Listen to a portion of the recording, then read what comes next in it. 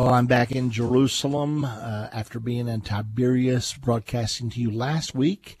I'm back down in Jerusalem in the beautiful Dan Hotel, overlooking the gorgeous city of Jerusalem. What an incredible place this is. We're talking today about a report that has surfaced.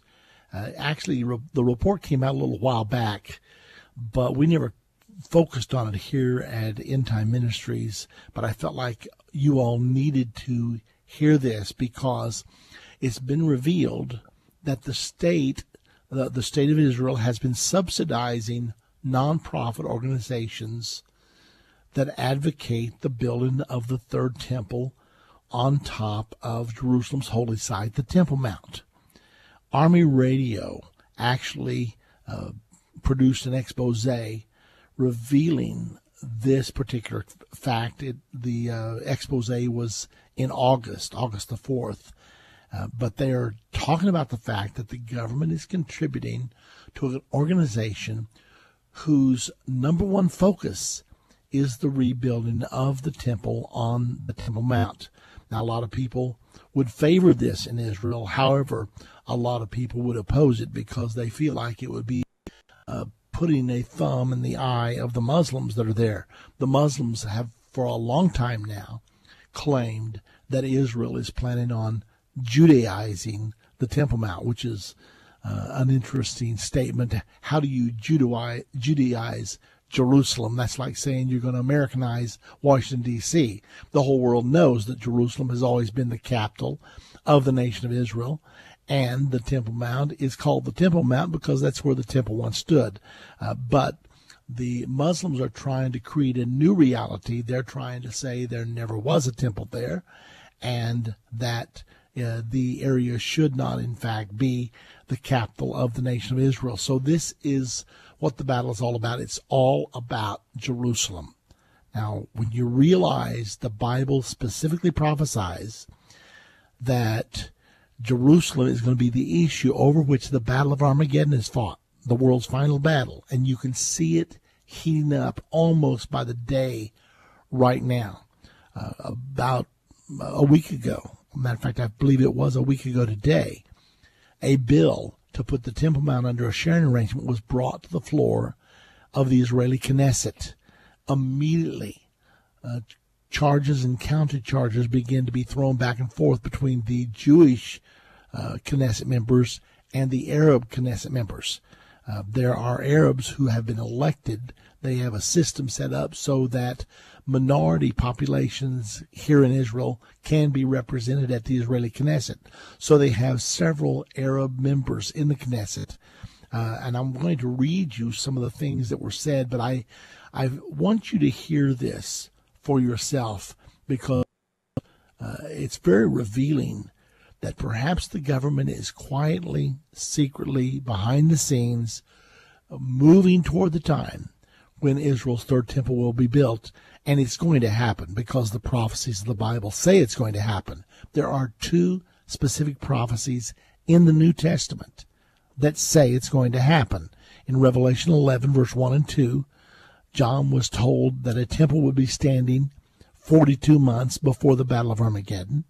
In 2 Thessalonians chapter number 2, verse number 4, it says the Antichrist will stand in the temple of God claiming to be God. Obviously, you cannot stand in a temple if there's no temple to stand in.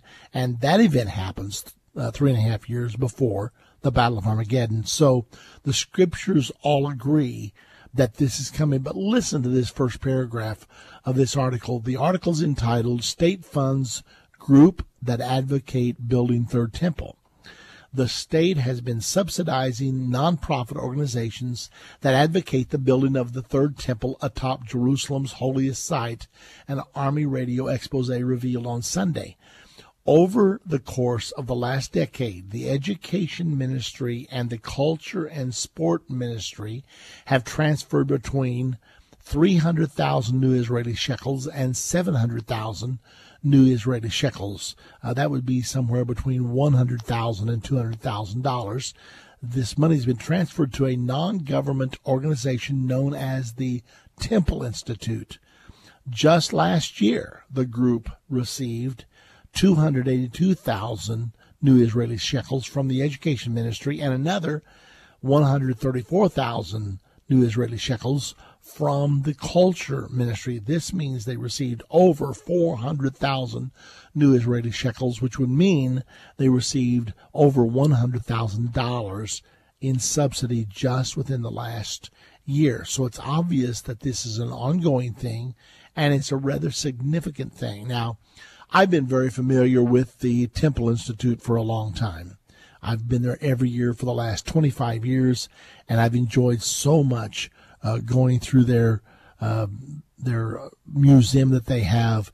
They have been working to recreate all of the utensils, all of the vessels that will be needed when worship in the third temple is restored.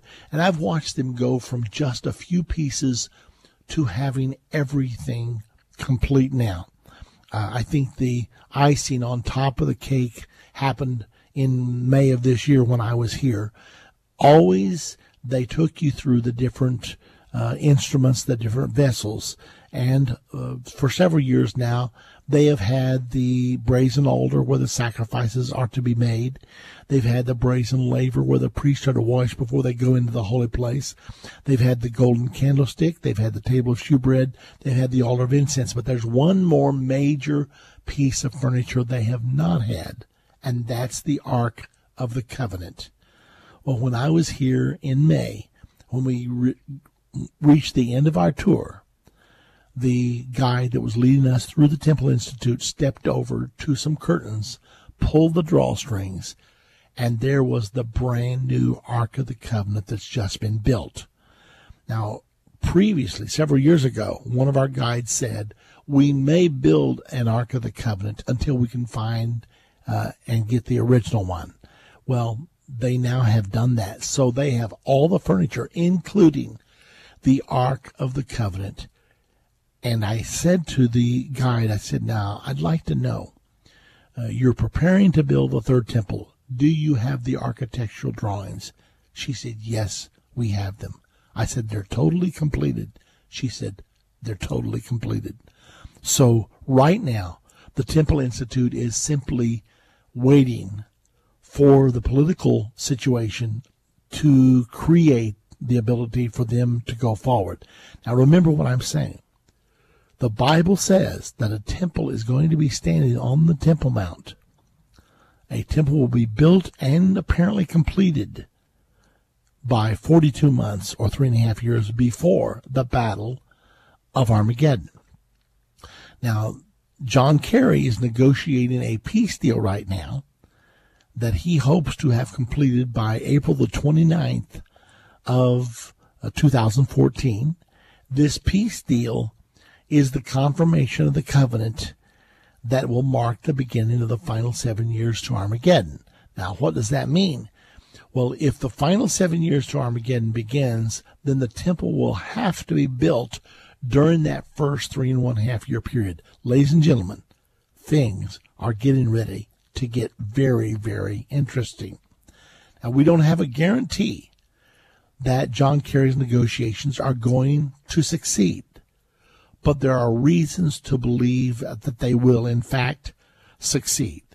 So we are living in rarefied territory, to say the least, because what I'm saying to you is, if Kerry succeeds in this peace achievement by April 29th of 2014, then almost immediately the building of the temple will have to go forward. We don't know exactly how long it's going to take. I asked the executive director of the Temple Institute, Rabbi Chaim Richman, one day how long it would take them to build the temple. He said they believe they could do it in 1 year with modern technology. Well, I don't know whether they can do it that quick or not, but all I can tell you is the Bible prophesies the temple will be built within 3.5 years of the time this agreement is signed. So if the agreement is signed April 29 or before of 2014, then there will be a temple built during the following 3.5 years. Wow. Now, have you got that?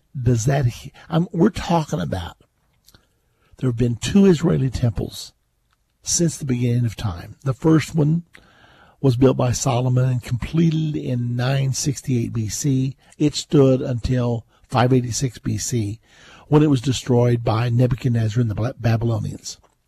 For 70 years there was no temple. Then the temple was rebuilt and completed around 516 BC. That temple stood until 70 AD. During that time, Herod the Great made it much larger, much more beautiful. Then the temple was destroyed in 70 AD by the Romans. There's been no temple since that time. The temple has not only laid in ruins, but been totally dismantled. Not one stone has been left upon another. And yet, the Bible prophesies a 3rd temple will soon be built. So no temple for the last 2,000 years. But now, today, we're finding out the Israeli government is subsidizing the Temple Institute, a group that is dedicated to building the 3rd temple on the Temple Mount.